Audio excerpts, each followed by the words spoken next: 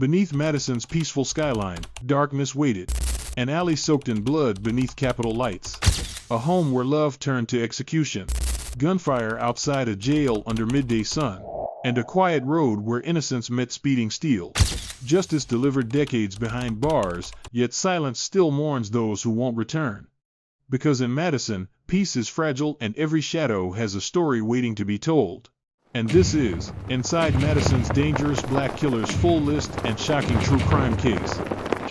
Welcome back to Justice Reversed, where real crimes meet real justice. Number 1, Brandon Thompson. Under the calm glow of Madison's Capitol dome, fear found its way into the heart of a city that once believed itself safe.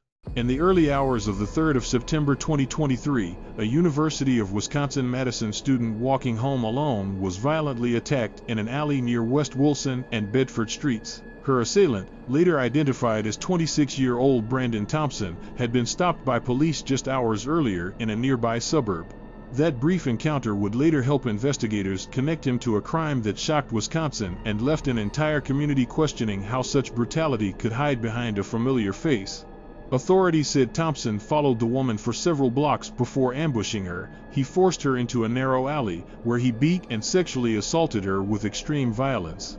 Nearby residents heard screams and ran outside, discovering a horrifying scene: blood, torn clothing, and a man standing over the victim pretending to help.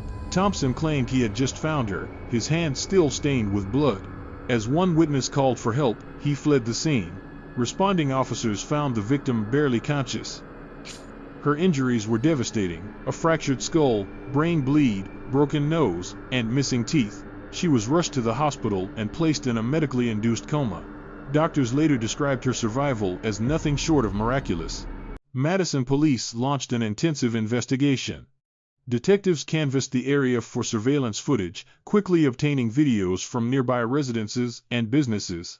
One camera captured Thompson's car and license plate, another showed him walking directly behind the victim moments before the assault. Fitchburg police then provided bodycam footage from their earlier traffic stop with Thompson, revealing he was wearing identical clothes to the attacker in the Madison footage. Forensic experts at the Wisconsin State Crime Lab analyzed biological evidence collected from the victim and confirmed a match to Thompson's DNA with a probability of 1 in 1 quadrillion, virtually impossible to be anyone else. On September 6, police arrested Thompson at his Madison home. Investigators were stunned to learn he had no prior criminal record. He held a degree in criminal justice and psychology and worked for a biotech company, with no known connection to the victim. Prosecutors charged Thompson with first-degree sexual assault causing great bodily harm, first-degree reckless injury, and strangulation and suffocation. Initially pleading not guilty, he later changed his plea and accepted responsibility in October 2024. On the 12th of June 2025, Dane County judge sentenced him to 30 years in prison, followed by 20 years of extended supervision. The assault terrified the Madison community, sparking demands for increased campus safety and late-night patrols downtown. Police urged vigilance and credited residents whose surveillance footage helped solve the case. For many, it was a reminder that danger often wears an ordinary face. 3 lessons endure: violence can hide behind intelligence, survival is built on seconds and courage, and justice, though delayed, still restores faith in human resilience. Another quiet city, another darkness unmasked. Madison will never sleep the same again. Before moving on, if this truth hits you, press hype, stand with the forgotten, amplify justice, and make sure silence never buries the voices of the lost. Number 2, Khari, Sanford, and Elijah Larrue. In the city where quiet tree-lined streets frame the University of Wisconsin, a crime of unimaginable betrayal unfolded under the cover of night. On the 30th of March 2020, Dr. Beth Potter, a 52-year-old physician and associate professor at the University of Wisconsin, and her husband, 57-year-old education coach Robin Khari, were kidnapped from their Madison home. Hours later, their bodies were discovered in a ditch inside the university's arboretum. The gunshots to the back of their heads told investigators everything: they had been executed. The killers were not strangers, but Khari Sanford, the boyfriend of the victim's adopted daughter, and his friend, 19-year-old Elijah Larrue. The events leading to the murders began with tension inside the Potter-Khari household. During the height of the COVID-19 pandemic, Dr. Potter's medical condition made her particularly vulnerable to the virus. She and Khari asked their daughter Miriam and Sanford, who were living with them, to isolate elsewhere after the young couple ignored social distancing guidelines. The teens were moved into a rented Airbnb, a decision that allegedly angered Miriam. On that March night, Sanford armed himself and, with Larrue as his accomplice, forced Potter and Khari into their vehicle. Prosecutors said the two were driven several miles to the Arboretum, where Sanford ordered them out and shot them both execution style. The next morning, a jogger found the bodies, Potter still alive but gravely injured, Khari already dead. She was rushed to the hospital, but succumbed soon after. The University of Wisconsin-Madison Police Department launched a full-scale homicide investigation. Surveillance footage from traffic and security cameras traced the couple's vehicle and confirmed Sanford's involvement. Detectives found additional digital evidence on Larrue's phone, placing him at the scene. A key witness later revealed Sanford had confessed to shooting people in the back of the head and expressed fear when learning Potter might have survived. Police quickly arrested both suspects on the 2nd of April 2020. Miriam Khari initially gave a false alibi, claiming she and Sanford had been at the Airbnb all night. However, phone records later proved otherwise. She was never charged. In May 2022, Khari Sanford was convicted of 2 counts of first-degree intentional homicide after a Dane County jury deliberated for only 3 hours. On the 7th of September 2022, he was sentenced to life in prison without the possibility of parole. That same day, Elijah Larrue, who had pleaded guilty to 2 counts of felony murder, received 8 years in prison and 10 years of extended supervision. The community's reaction was one of disbelief and mourning. Colleagues and students at the university described Potter and Khari as selfless and compassionate. The verdict brought closure but no comfort to their families. 3 lessons remain. Kindness cannot protect from betrayal, greed erases empathy faster than anger, and evil often wears the face of familiarity. Their story stands as a reminder that trust, once broken, can destroy more than life. It can wound an entire community. Another tragedy recorded, another silence that Madison will never forget. Number 3. Demone Cummins and Amond Galtney. It happened in broad daylight, outside a jail, beneath security cameras, just steps from police headquarters. On the 30th of March 2022, 32-year-old Dwayne Lee Collins Jr. had just been released from the Dane County Jail after a court hearing. As he crossed the street toward his mother's car, a blue Ford Explorer pulled up. The passenger door opened, and within seconds, automatic gunfire tore through the air. Collins collapsed on the pavement as the SUV sped away. His mother, standing nearby, watched her son die. Police Chief Sean Barnes called it one of Madison's most premeditated and brazen attacks in city history. Investigators later revealed that the ambush was linked to an ongoing feud between rival gang factions from Madison and Chicago. Prosecutors alleged that 21-year-old Demone Cummins was the shooter, while 26-year-old Amond Galtney served as the getaway driver. Authorities believed Cummins had been paid tens of thousands of dollars to carry out the hit, a violent echo of a feud dating back to a 2016 bar shooting. After the gunfire, Cummins jumped back into the SUV, and Galtney drove off at high speed through downtown traffic. Officers responding to the scene immediately broadcast the suspect vehicle description. Within minutes, a patrol officer spotted the Ford Explorer fleeing through a red light at nearly 80 miles per hour. The pursuit continued along Fish Hatchery Road, where the driver weaved into oncoming traffic before vanishing from sight. Roughly an hour later, a passerby discovered a firearm lying in the grass near Badger Road. Surveillance footage showed a black object being thrown from the passenger side of a blue SUV matching the suspect's vehicle. The recovered weapon had a laser sight, an extended magazine, and a conversion switch that allowed it to fire automatically. Ballistic analysis confirmed it was the murder weapon. Madison police used city cameras to retrace the suspect's route. They located the abandoned SUV near the Alliant Energy Center, where officers and a K-9 unit tracked Cummins to a storage building. He surrendered without resistance. Around the same time, Galtney was found walking on East Rusk Avenue and taken into custody. While in jail, Cummins recorded phone calls provided self-incriminating evidence. In one call, he said he might be charged with murder and prayed that he wouldn't get life. Prosecutors later played those recordings in court. Both men pleaded guilty, Cummins to first-degree intentional homicide, Galtney as a party to the crime. On the 23rd of June 2023, Judge Julie Genovese sentenced each to life in prison with eligibility for supervised release only after their 65th birthdays. She declared them equally responsible, emphasizing the calculated nature of the killing and the risk posed to the public during their escape. The victim's mother, who witnessed the murder, delivered a brief, powerful statement describing loss and betrayal.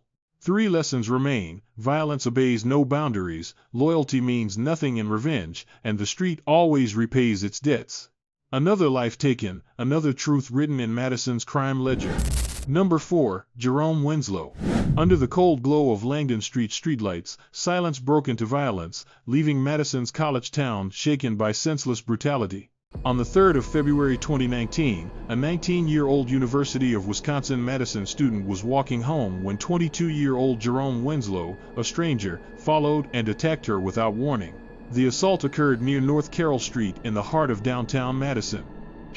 According to police, it was unprovoked, swift, and vicious. Surveillance footage later revealed the full sequence.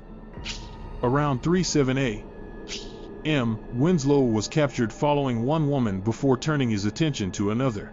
Without saying a word, he rushed from behind and punched the student repeatedly, dragging her from the sidewalk toward Lake Mendota. Investigators estimated the attack lasted less than a minute, yet it left lifelong physical and emotional scars. A witness spotted the assault near the lakeshore around 3:30 a.m. and quickly alerted nearby residents, who ran to the scene. They found the victim bleeding and disoriented. Paramedics arrived within minutes and rushed her to the hospital. Doctors later confirmed multiple facial fractures and a broken jaw requiring titanium plates.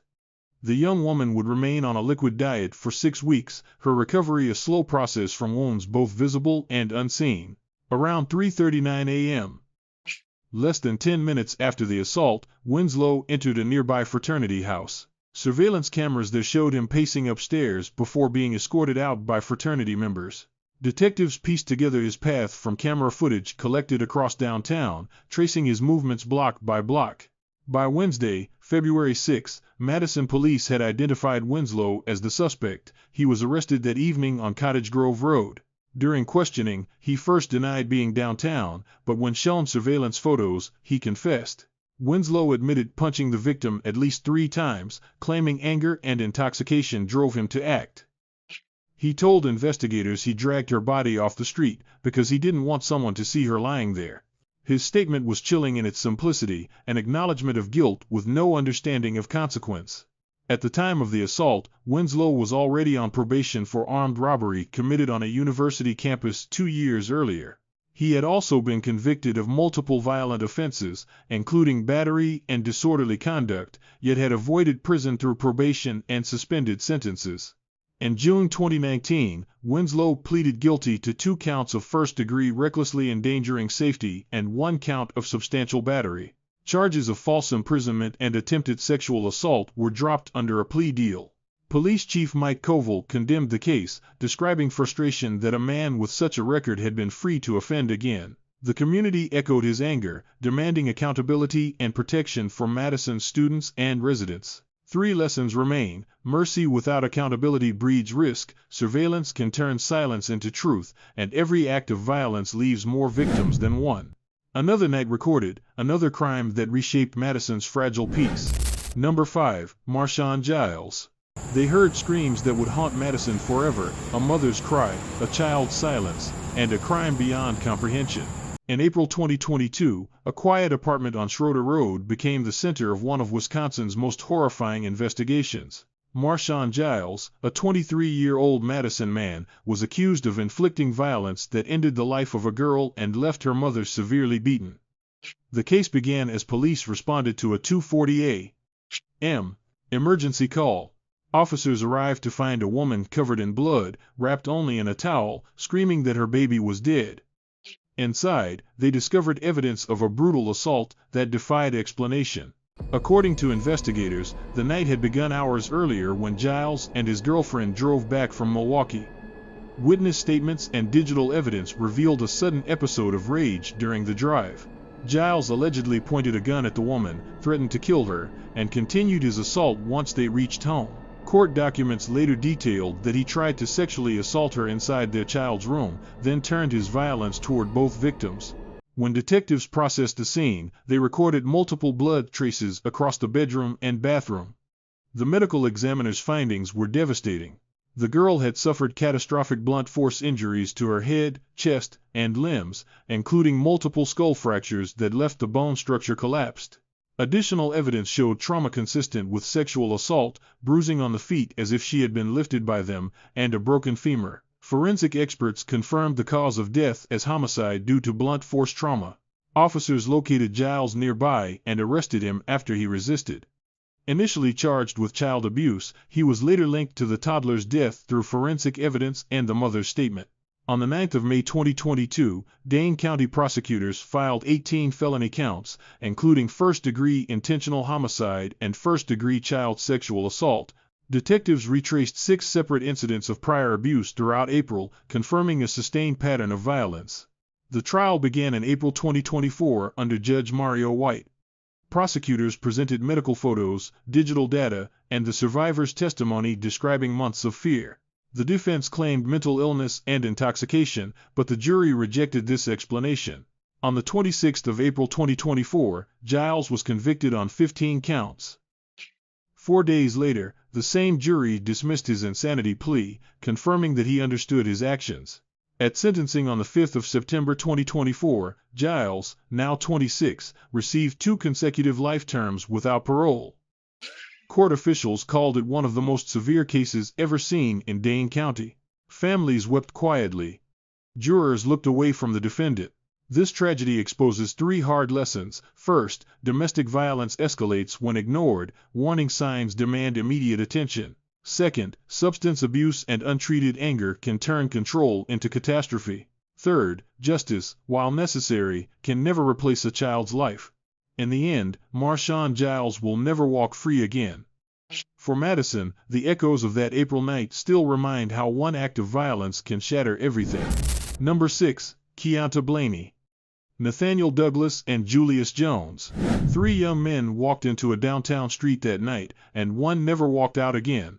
It was early morning, the 18th of June 2023, when gunfire echoed through Madison's east side, shattering the calm near East Dayton Street. Within minutes, officers responded to reports of multiple shots fired. Shell casings littered the 600 block, marking the chaos that had unfolded moments before. 20-year-old Nicholas Taylor Washington was not at the scene when police arrived. Instead, he was rushed to a local hospital, where doctors tried to save his life. Their efforts failed. By dawn, Madison had lost another young man to senseless violence. Detectives began piecing together what happened in those dark minutes before 3:40 a.m. Surveillance cameras, eyewitness statements, and phone data soon identified 3 suspects: Julius Jones, Keyonta Blaney, 20, and Nathaniel Douglas, 24. The investigation revealed that the confrontation likely involved a dispute that spiraled into deadly gunfire. Jones was the first to be publicly named and described as armed and dangerous. Weeks later, on the 12th of July 2023, police located Jones at an apartment complex on American Parkway. Tactical officers surrounded the building, and after brief negotiations, Jones was taken into custody without incident. Within days, Blaney and Douglas were also arrested. The Dane County District Attorney's Office charged all 3 with first-degree intentional homicide as parties to a crime. Prosecutors argued they acted together in the killing of Nicholas Taylor Washington. Evidence from the crime scene was extensive. Investigators recovered 12 shell casings and analyzed ballistic matches linking them to weapons associated with the suspects. Cell phone records placed all 3 defendants near the intersection at the time of the shooting. Detectives testified that vehicle tracking data corroborated their movements before and after the crime.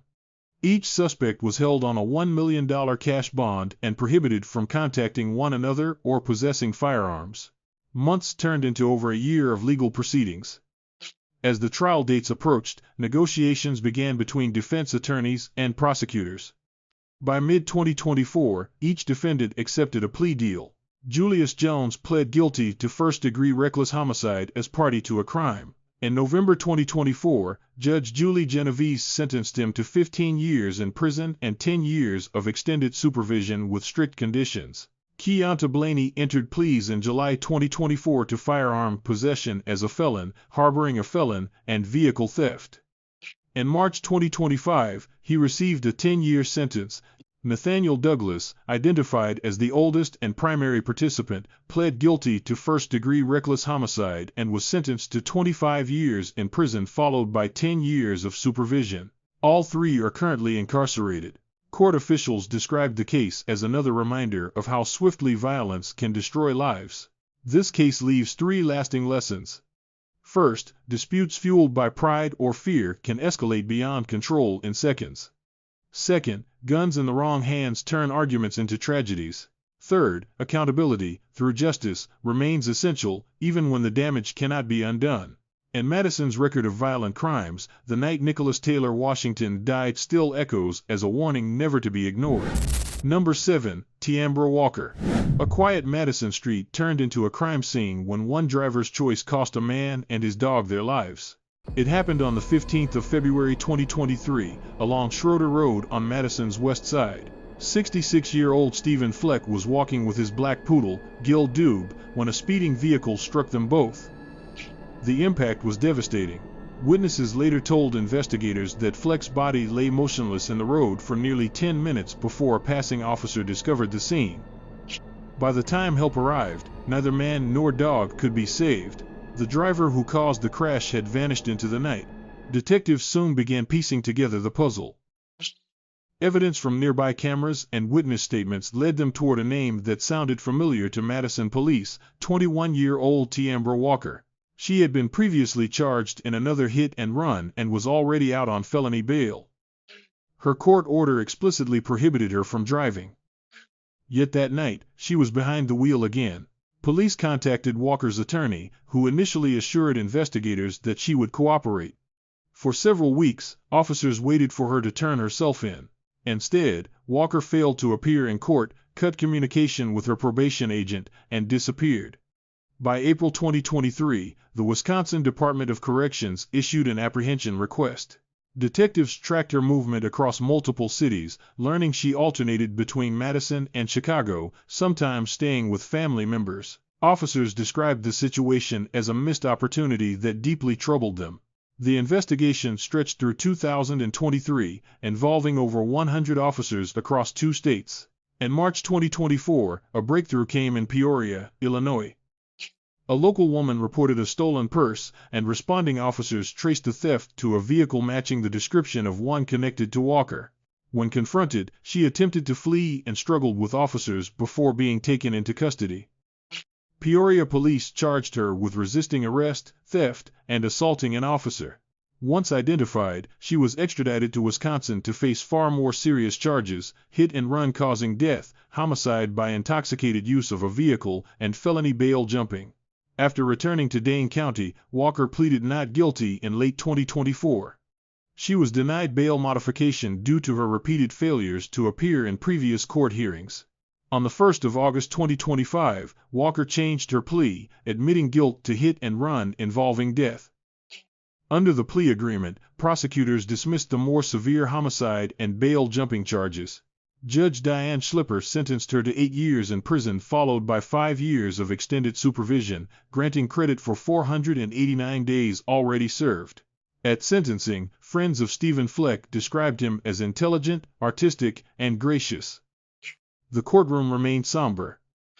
Officer Sam Breyer called the case one that would stay with him forever. From this case arise 3 lasting lessons: choices made after mistakes define justice, fleeing never erases accountability, and road safety remains a moral duty as much as a legal one. Each driver carries that burden.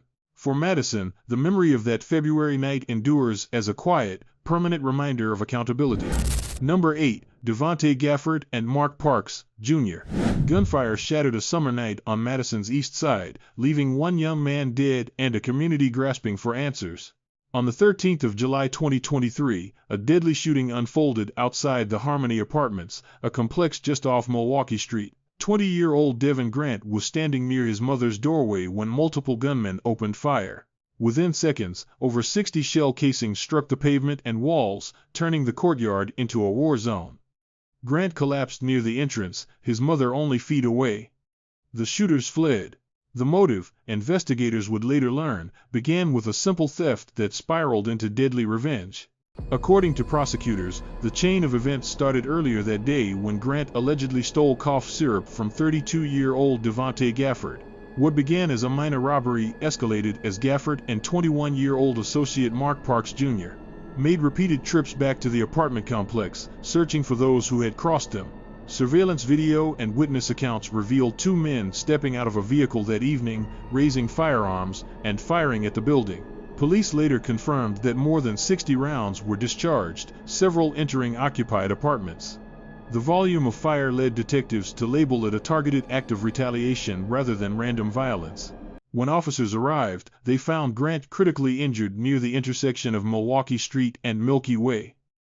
He was transported to a local hospital but pronounced dead a short time later. Investigators collected ballistic evidence, analyzed shell patterns, and matched weapon types. Detectives quickly identified Gafford and Parks as primary suspects, issuing alerts warning the public that both men were considered armed and dangerous. Gafford was located in Milwaukee. A month later, arrested without incident after a brief surveillance operation. Parks remained at large until November 2023, when Madison police tracked him down. Both were booked on first-degree intentional homicide charges as parties to a crime. Gafford's first trial began in March 2024. Jurors convicted him of being a felon in possession of a firearm but deadlocked on homicide and reckless endangerment counts, forcing a mistrial. Prosecutors prepared for retrial, gathering additional forensic analysis and testimony. In August 2025, a new jury deliberated for only hours before returning guilty verdicts on both remaining charges. Judge Mario White sentenced Gafford, now 34, to life in prison with eligibility for extended supervision after 45 years. Parks's trial has been delayed. During sentencing, courtroom tension ran high. Both families exchanged emotional words as the victim's mother described reliving the shooting daily. She expressed relief at the sentence, while Gafford's relatives insisted he was provoked. The judge urged calm, calling the case a tragedy on all sides. 3 lessons stand clear. Retaliation transforms impulsive anger into irreversible loss. Firearms in disputes escalate tragedy within seconds. And justice, though slow, restores accountability even when forgiveness feels impossible. These truths repeat in every violent crime caught on record. For Madison, the name Devon Grant remains one more reminder of how quickly vengeance destroys everything. These cases are not legends or fiction, they are the real faces of violence, betrayal, and justice colliding in America's heartland. Each name, each night, each quiet street reminds us how thin the line truly is between peace and chaos. But the question that still lingers, how many more stories like these remain buried in the silence? To uncover what the public forgets, to face the truths others avoid, stay with us, subscribe to Justice Reversed, hit the bell icon, and never miss the next case that shakes the city awake.